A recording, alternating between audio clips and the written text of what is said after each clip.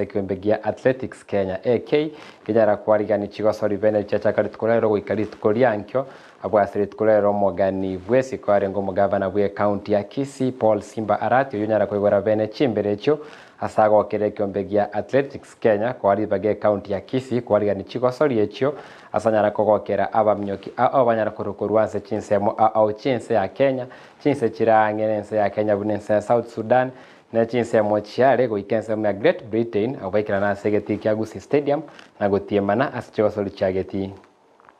I want to say karibu Kisii County, mjisikie nyumbani. Kisii tunasema vile vile karibu tena.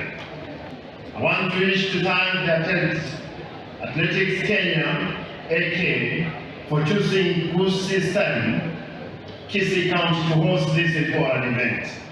I know that this event is returning to Kisii for the first time in the last 8 years. With the AK officials, I've learned that this weekend meeting in Kisii has attracted the highest number of participants compared to previous editions held in Kisumu, Nairobi, Thika, and Mombasa.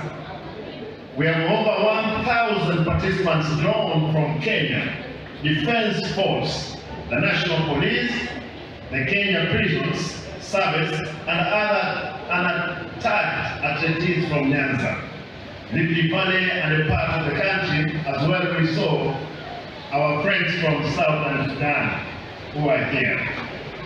As a county government, we are committed to promoting sports because we appreciate the role it plays in socio-economic development.